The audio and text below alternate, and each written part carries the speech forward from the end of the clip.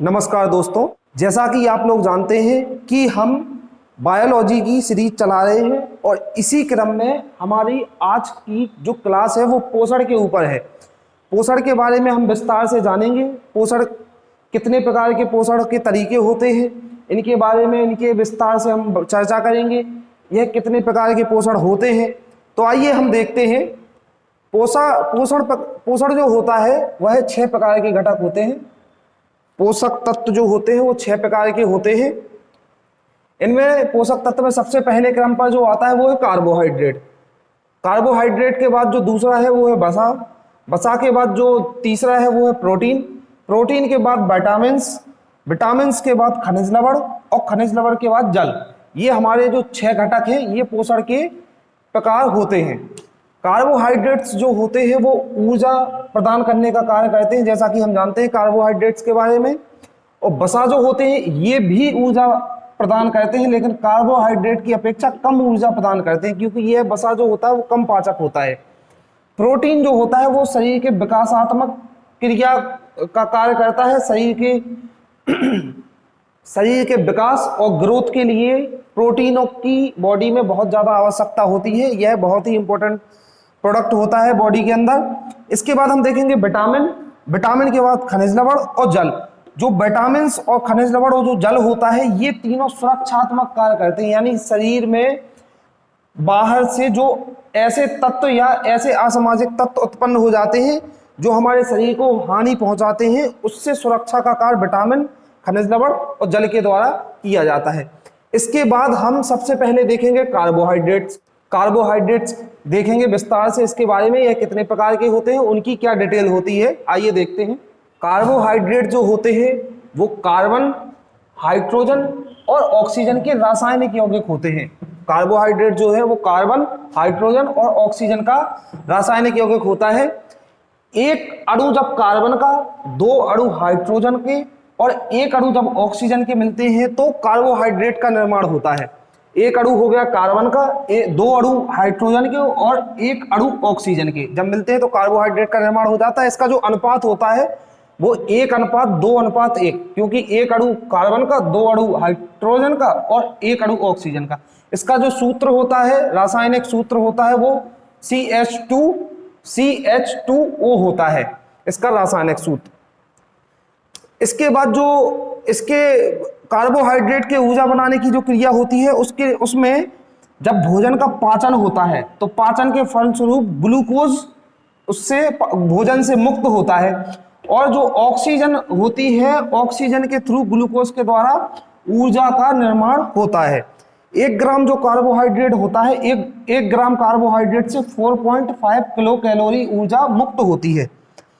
जो ऊर्जा का, जो हमारे बॉडी की कुल ऊर्जा का जो भाग होता है उसका 50 to 79% भाग कार्बोहाइड्रेट के द्वारा ही हमें ऊर्जा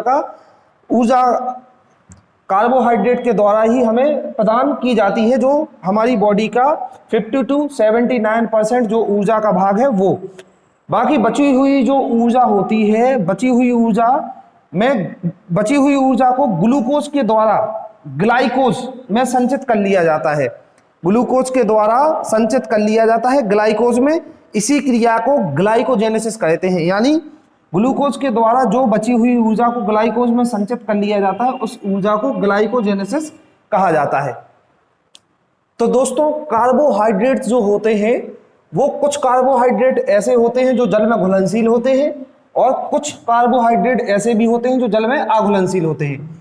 जो कार्बोहाइड्रेट जल में घुलनशील होते हैं वो मीठे होते हैं, जैसे एग्जाम्पल के तौर पर हम देख सकते हैं शर्करा या शक्कर जो होती है वो जल में घुलनशील होती है और मीठी भी होती है। और जो अघुलनशील होते हैं कार्बोहाइड्रेट वो स्वादहीन होते हैं, उनका कोई स्वाद नहीं होता है, जैसे स्टार्च जो है वो जल में अघुलनशील कार्बोहाइड्रेट है।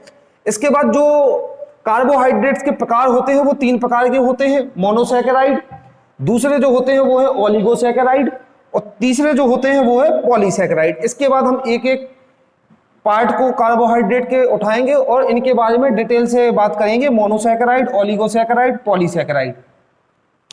तो दोस्तों, कार्बोहाइड्रेट के भागों के अंतर्गत पहला भाग जो है वो है मोनोसैकेराइड। मोनोसैकेराइड जो होती है वो कार्बोहाइड्रेट की सबसे सरल अवस्था होती है और प्राथमिक अवस्था होती है। कौन सी अवस्था? मोनोसैकेराइड है जो वो कार्बोहाइड्रेट की सबसे सरल अवस्था है और प्राथमिक अवस्था भी है। प्राथमिक सबसे सरल अवस्था है और प्राथमिक अवस्था भी है। मोनोसैकेराइड जो होते हैं वो जल में घुलनशील होते हैं। मोनोसैकेराइड जल में घुलनशील होते हैं, यह मीठे होते हैं। मोनोसैकेराइड जल में, अभी मैंने थोड़ी देर पहले बताया था कि जो भी जल में घुलनशील पदार्थ होते हैं, जो भी जल में घुलनशील कार्बोहाइड्रेट्स होते हैं, वो स्वाद में मीठे होते हैं। इसका उदाहरण अगर देखा तो वो शक्कर होती है। जो शक्कर होती है वो जल में घुलनशील होती है, वो मोनोसैकेराइड का यह एक उदाहरण है। मोनोसैकेराइड के ही कुछ भाग हैं। ग्लूकोज, मोनोसैकेराइड का पहला भाग है ग्लूकोज, जिसका रासायनिक सूत्र जो होता है वो C6H12O6। ये ग्लूकोज का जो रासायनिक सूत्र होता है C6H12O6, यानी कार्बन के 6 अणु, हाइड्रोजन के 12 और ऑक्सीजन के 6 अणु। ग्लूकोज का जो मुख्य उपयोग होता है वो धावकों को प्रदान की जाती है। इससे धावकों को दौड़ने में ऊर्जा तुरंत के तुरंत प्राप्त हो जाती है। ऊर्जा का जो इंस्टेंट स्रोत होता है वो ग्लूकोज ही होता है। ग्लूकोज का जो विखंडन होता है, ग्लूकोज का विखंडन होता है वो कोशिका में, यानी सेल में, सेल के अंदर माइटोकॉन्ड्रिया में ग्लूकोज का विखंडन होता है। जो कि हमने देखा था कि सेल जो होती है, सेल वाले चैप्टर में हमने देखा था कि माइटोकॉन्ड्रिया के अंदर ऊर्जा स्टोर रहती है, इसलिए सेल का जो पावर हाउस होता है वो माइटोकॉन्ड्रिया को कहा जाता है। और जो मूत्र के अंदर जो ग्लूकोज होता है वो 0.01% ग्लूकोज पाया जाता है मूत्र के अंदर। इसके बाद जो दूसरा भाग है वो है फ्रक्टोज। फ्रक्टोज जो है, इसे फ्रक्टोज को फल शर्करा यानी प्राकृतिक शुगर कहा जाता है। प्राकृतिक शुगर वो शुगर होती है जो हमें प्रकृति या पेड़ पौधों या फूलों के द्वारा प्राप्त होती है, वो प्राकृतिक शुगर होती है। इस शुगर का कोई नुकसान नहीं होता है। जैसे इसके उदाहरण देखें तो अंगूर मीठा होता है, उसमें शहद भी प्राकृतिक शुगर का उदाहरण है। शहद में जो मधुमक्खियां होती हैं, वो मधुमक्खियां फूलों के रस को जो एब्जॉर्ब करती हैं या चूसती हैं, उसको वो फ्रक्टोज में बदल देती हैं, फूलों के रस को फ्रक्टोज में परिवर्तित कर देती हैं। शहद के अंदर 40% फ्रक्टोज होता है और 30% ग्लूकोज होता है। ग्लूकोज की वजह से वो मीठी होती है।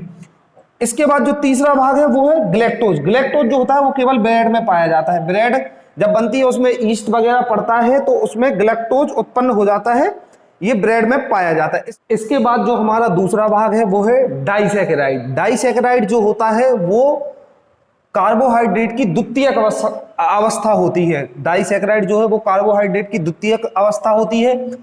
जैसा कि मैंने बताया था कि यह जल में घुलनशील है और घुलनशील होने की वजह से ये मीठे होते हैं, या ऐसा कह सकते हैं जो कार्बोहाइड्रेट मीठे होते हैं वो जल में घुलनशील होते हैं। तो जो यह डाइसैकेराइड जो है वो मीठा भी है और जल में घुलनशील भी है। जब दो मोनोसैकेराइड मिलते हैं तब डाइसैकेराइड का निर्माण होता है। जब दो मोनोसैकेराइड आपस में मिलते हैं तो डाइसैकेराइड का निर्माण होता है, या इसे ही ओलिगोसैकेराइड भी कहा जाता है। इसका जो रासायनिक सूत्र होता है वो होता है C12H22O11। ये जो है इसका रासायनिक सूत्र है किसका? डाइसैकेराइड का। डाइसैकेराइड जो है वो 3 प्रकार के होते हैं, लैक्टोज, माल्टोज और सुक्रोज। जब मैंने यहां बताया है आपको कि जब दो मोनोसैकेराइड मिलते हैं तब डाइसैकेराइड का निर्माण होता है। तो यहां देखते हैं, जब ग्लूकोज और ग्लूकोज, जब दो मोनोसैकेराइड मिल रहे हैं, ग्लूकोज एक मोनोसैकेराइड है, जब ग्लूकोज और ग्लूकोज मिलते हैं तो माल्टोज का निर्माण होता है, और जब ग्लूकोज और फ्रक्टोज मिलते हैं तो सुक्रोज का निर्माण होता है, और जब ग्लूकोज और ग्लैक्टोज मिलते हैं तो लैक्टोज का निर्माण होता है। लैक्टोज सबसे अधिक दूध में पाया जाता है और मां के दूध में लैक्टोज सबसे अधिक पाया जाता है, जो कि हमने देखा है। ग्लूकोज और ग्लैक्टोज जब मिलते हैं तो लैक्टोज का निर्माण होता है, जो कि दूध में पाया जाता है, और मां के दूध में ग्लैक्टोज की मात्रा सर्वाधिक पाई जाती है। लैक्टोज की मात्रा सर्वाधिक पाई जाती है। इसके बाद हम देखते हैं पॉलीसैकेराइड। पॉलीसैकेराइड जो होती है वो कार्बोहाइड्रेट की सबसे अंतिम अवस्था होती है। अंतिम अवस्था के साथ साथ यह सबसे कठिन अवस्था भी है। कौन सी? पॉलीसैकेराइड। पॉलीसैकेराइड का निर्माण तब होता है जब बहुत सारे मोनोसैकेराइड मिलते हैं, तब जाके पॉलीसैकेराइड का निर्माण होता है। पॉलीसैकेराइड जो होते हैं वो अघुलनशील पदार्थ होते हैं। कौन? पॉलीसैकेराइड अघुलनशील होते हैं। जैसे कि स्टार्च जो होता है वो एक पॉलीसैकेराइड का उदाहरण है। पॉलीसैकेराइड स्टार्च जो होता है वो चावल में पाया जाता है और आलू में भी पाया जाता है। आलू में स्टार्च और चावल में भी स्टार्च पाया जाता है। पॉलीसैकेराइड का जो उदाहरण है वो कार्टन। कार्टन जो जीव होते हैं वो आर्थ्रोपोडा समूह के जीव होते हैं, जिनका जो बाह्य कंकाल होता है, जिनका बाह्य कंकाल होता है वो पॉलीसैकेराइड से पॉलीसैकेराइड नामक कार्बोहाइड्रेट के बने होते हैं। और सेल्यूलोज भी एक तरह का पॉलीसैकेराइड होता है जो सेल वॉल यानी कोशिका भित्ति, पादप कोशिका भित्ति में उपस्थित होता है। कौन? सेल्यूलोज।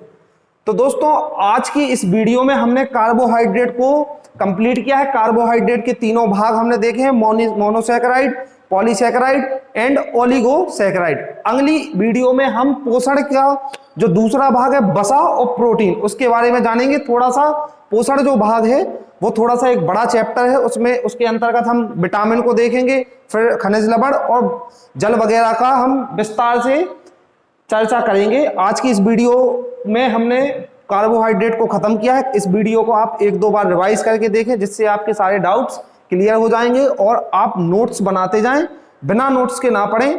आप पेज पर 1 लाइन फैक्ट में ही ये लिखते जाएं, इतना ही इंपॉर्टेंट होता है। इसके अलावा कुछ खास इसमें होता नहीं है, इससे डायरेक्ट प्रश्न पूछे जाते हैं।